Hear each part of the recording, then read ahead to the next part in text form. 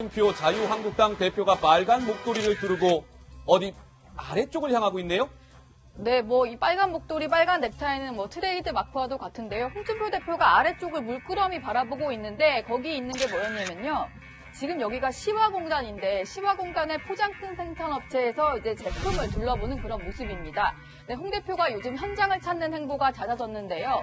문재인 정부 정책 실패를 주장하기 위해서 현장을 열심히 찾고 있는 겁니다. 오늘은 시화공단에서 최저임금 인상으로 인한 중소기업의 피해를 강조했고요. 그리고 이틀 전에는 가상화폐 관련 업체도 찾았는데 그 목소리 들어보시겠습니다. 채굴한다는 게 뭡니까? 어제 TV를 보다 보니까 무허가로 채굴기를 들여와서 관세청에 압류가 됐다. 네, 홍 대표가 가상화폐의 어떤 원리를 잘 몰랐는 모양인데요. 무식해 보여도 이해해달라면서 여러 가지 질문을 쏟아냈습니다. 그리고 저 간담회 이후에는 어김없이 정부의 가상화폐 정책 기조에 대한 비판을 쏟아냈습니다. 한국당의 홍준표 대표는요, 어제 이곳을 찾았는데 이런 얘기들을 했는데 먼저 보고 돌아와서 얘기 이어가겠습니다. 우리 당의 기본 입장은 영업의 자유입니다. 모든 영역에 있어서 자유로운 창의를 존중한다는 겁니다. 자유로운 창의를 존중해서 사회가 발전하는 것이지 정부가 억압하고 정부가 선도하고 하는 발전의 시대는 이미 그거는 60년대 이야기야. 60년대, 70년대 한 중반 이야기야. 네, 저거 보고 짧게 말씀드리면 네. 자유한국당도 옛날에 각종 포털 사이트에 대해서 불만을 굉장히 많이 제기를 하지 않았습니까? 그래서 그렇죠. 규제도 해야 된다 그랬는데 그렇게 또 입장이 바뀌니까 완전 영업의 자유를 얘기하면서 영업의 자유가 어떤 영업의 자유냐면요. 정부가 한때 이런 얘기 했었죠. 가상화폐 거래소 이제 폐쇄까지 거론이 됐는데 맞불을 놓는 걸까요? 지금 그 가상화폐에 관련된 이제 관계자들 만나갖고 영업의 자유가 보장돼야 된다. 대부분 저기 모여 있는 분들이 이제 가상화폐 거래소를 운영하고 있는 그런 운영자들이나 아니면 혹은 투자자들 중 일부라고 그렇게 지금 나와 있거든요.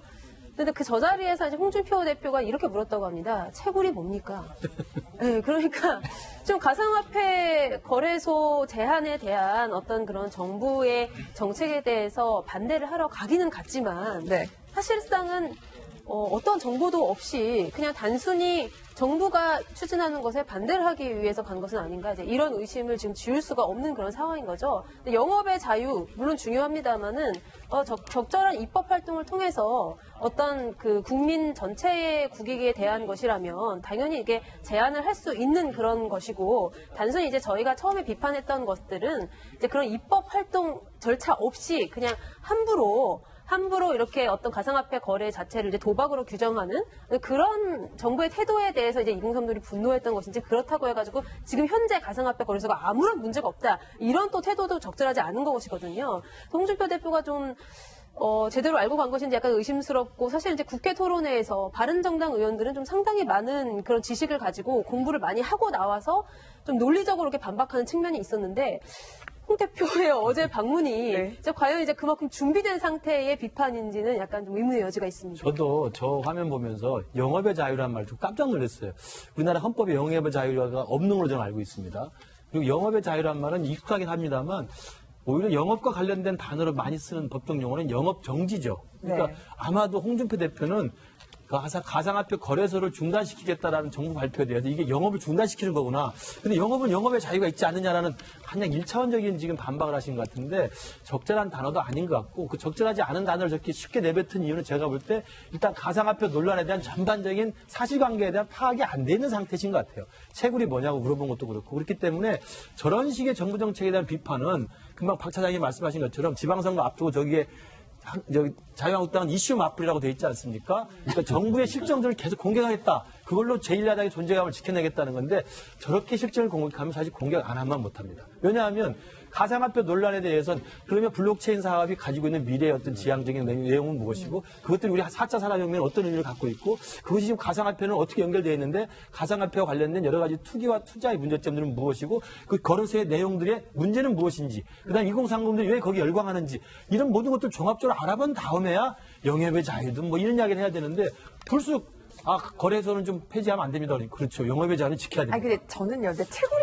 채굴이란 말 자체가 좀 더 어렵잖아요. 블록체인 설명 다 듣고 저 시청자 여러분들한테 설명을 드려도 그래서 채굴이 뭐 한다는 건지 피부로 안 하다는데 사실 말이 어렵다는 그러니까 분들이 저게 있어서 좀 정확히 인지해야 되는 네. 게 현장 간담회인 겁니다. 말한 것처럼 정책 대안 토론의 자리가 아니기 때문에 현장에 있는 목소리 사람들이 갖고 있는 애로사항들을 귀 담아 듣고 그리고 난 다음에 당 차원에서 당의 공식적인 입장을 정하는 자리겠죠.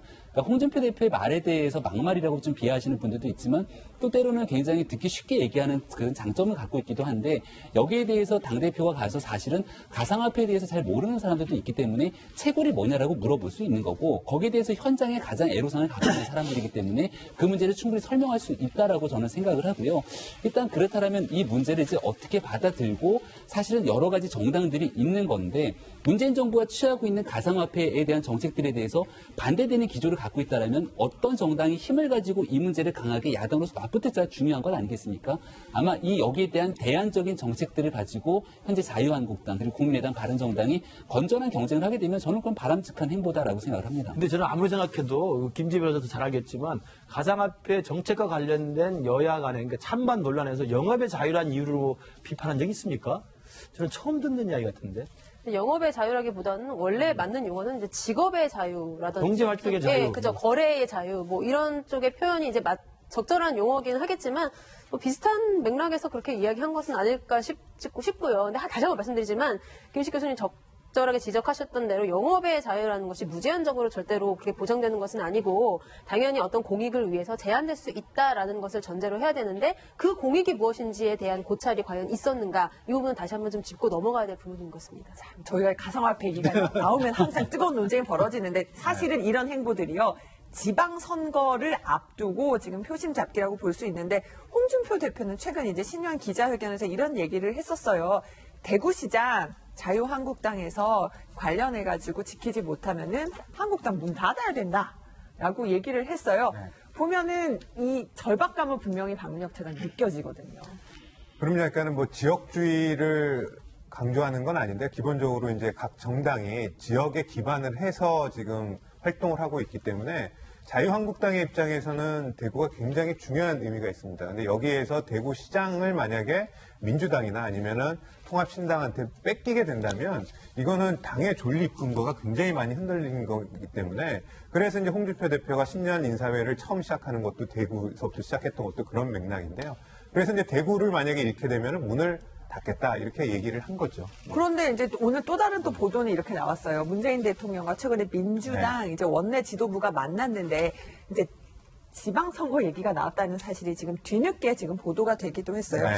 보면은 요즘 분위기가 좋습니다. PK 이런 네. 분위기 얘기를 하니까 문재인 대통령도 경남 동부 지역 분위기가 많이 좋아진 것 같다면서 결국은 지방선거 관련된 얘기가 나왔다는 사실이 맞습니다. 뒤늦게 알려졌네요. 그래서 당연히 저 민주당 원내대표 국회의원들하고 대통령이 만나면 정치 얘기가 주로 되죠. 정책도 물론 있지만 그래서 지방선거에 대해서 얘기를 나눴다는 건데요. 그러니까 PK라고 하면 부산과 경남입니다. 그래서 부산시장과 경남지사 같은 경우에는 이번에 민주당이 한번 해볼 만하다 이렇게 생각을 하고 있습니다. 그래서 공식적으로 목표치도 현재 차지하고 있는 9석에 플러스 알파라고 해야 되는데 그 알파에 부산과 경남이 들어갑니다. 부산과 경남은 약간 영남이긴 하지만 조금 분위기가 달라요. 그러니까는 호남하고도 연관이 돼 있고 그다음에 지금 집권 세력이 부산 세력들이 많기 네. 때문에 그 어느 때보다도 부산과 경남 지역에 있어서의 지지율과 반응이 좋은 건 맞습니다. 그 얘기를 했고 거기에 더 플러스 아까 말씀드렸듯이 대구 지역인데 김부겸 지금 장관이 차출설에 대해서 부인하고 있지만 만약에 정말 민주당에서 필요하다고 하면 제가 봤을 때는 나갈 수도 있다고 봐요. 왜냐하면 상징하는 게 굉장히 크기 때문에. 그럴 경우에는 신년 들어서 각종 여론조사에서 김부겸 장관을 상대로 자유한국당의 후보들을 갖다 1대1로 여론조사를 했을 경우에 김부겸 장관이 굉장히 앞서는 걸로 나오기 때문에 이런 것까지 봤을 때는 대구까지도 한번 생각해 볼 수 있지 않을까 이런 얘기가 온 것 참석자가 같아요. 대구 쪽도 분위기 좋으니 한국당 문 닫게 할 수도 있다는 말을 했다라는 전언이 오늘 언론들을 통해서 전해졌네요.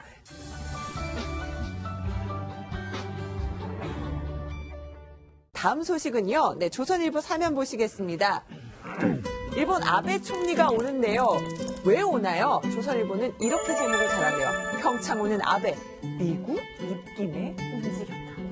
그동안 아베 총리가 평창올림픽에 오느냐 마느냐를 놓고 이제 설왕설래했는데 최근에 우리 문재인 정부에서 지난 2015년 있었던 위안부 합의에 대한 조사를 대했고 그 조사 TF팀에서 그 위안부 합의는 잘못된 합의라고 이야기를 했고 이걸 다시 문재인 대통령이 공식 입장을 통해서 위안부 합의를 용납할 수 없다라고 이야기했기 때문에 지금 아베 총리의 분위기도 그렇고 일본 내 여론도 평창에 가지 않는 여론이 좀 우세했습니다. 그래서 안 올까라는 생각을 했는데 어제 처음으로 아베 총리가 평창에 오겠다 입장을 밝혔습니다. 그래서 불편했던 아베가 왜 그럼 평창에 오느냐 이걸 놓고 이제 분석을 했는데 여러 가지 다목적인 포석이 있는 것 같아요. 첫 번째는 2018년 평창이 있고 2020년은 동경에서 하계올림픽이 열립니다. 그러니까 보통 올림픽이 열리면 올림픽 폐막 때는 하신 그 다음 올림픽 개최지에 정상이 오는 게 관례이기 때문에 하계올림픽을 2020년에 개최하는 아베가 온다는 게 있고 또 하나는 아까 금방 이남희 앵커가 말씀하신 것처럼 미국 측에 간접적인 좀 요구가 있지 않았나 싶습니다. 왜냐하면 미국은 지금 펜스 부통령이 지금 오는 걸로 지금 확정이 돼 있습니다. 근데 펜스 부통령이 지금 한국에 평창올림픽 오는 것은 마치 무슨 김정은의 대표단과 무슨 회담을 하겠다는 게 아니라 김정은이 주도하는 평창올림픽의 분위기를 막아보겠다는 오히려 대북 압박의 메시지로 지금 펜스가 오겠다는 입장을 밝히고 있어서 아마 펜스 혼자 오기보다는 펜스와 비슷한 입장을 가지고 있는 아베 총리를 같이 데리고 와서 평창에 가서 평창올림픽이 북한한테 놀아나지 않도록 좀 막아보겠다 이런 강력한 의지를 표명하고 있어서 아마 아베 총리도 거기에 마음을 좀 둔 게 아닌가 싶습니다. 지금 마이크 펜스 부통령이 네. 굉장히 김정은 때문에 평창 올림픽 어떤 의미가 퇴색되는 것을 두려워한다 이런 보도까지 나오고 있는데요. 보면 여러 가지 이제 아베 총리가 오는 여러 가지 이유들을 언론에서 분석하고 있는데 박민혁 차장이 보기에는 미국의 입김 그리고 다음 올림픽에 대한 대비 뭐 아니면 일본에 대한 여론 여러 가지가 있는데 어떤 요인이 가장 클까요? 어려운 질문만 제가 계속 드리고 있죠. 세 가지 요인이 다 있는 것 같아요. 김국희 교수님이 말씀하신 거가 대부분 다 맞는 것 같아요. 여러 신문이 분석했는데, 뭐, 기본적으로 이제 2020년 동경올림픽에 대한 협조를 구해야 되는 입장이기도 하고, 가장 큰 거는 이제 한일 위안부 합의와 관련돼서 그 문재인 정부가 진정한 사과를 다시 요구하지 않았습니까? 이거 관련해서 일본 내 여론이 확 바뀌니까 참석하기로 했다가 못 가게 되는 경우가 발생하는 거죠. 근데 막판에 지금 생각해 보니까 여러 가지 고려했을 때 간 게 낫다. 이유는 그 한일 위안부와 관련돼서는 위안부 합의와 관련돼서는 문재인 대통령을 만나서 합의한 이행 조건을 그대로 제대로 이행을 하라고 강력하게 얘기를 하면 국내 국민들을 향해서 어떤 메시지를 전달할 수 있다는 이점이 있고요. 말씀하신 대로 미국과의 공조인데 현재 문재인 정부, 그러니까 한국 정부가 북한과 대화 국면으로 많이 지금 중점을 두고 있기 때문에 미국의 입장에서는 뭔가 제재 국면이나 뭐 압박을 해야 되는 상황인데 파트너로서는 한국 정부는 개최국이고 그래서 오케이 이해해줄게 너희 빼줄게 그럼 누구랑 해야 될 것 같습니까?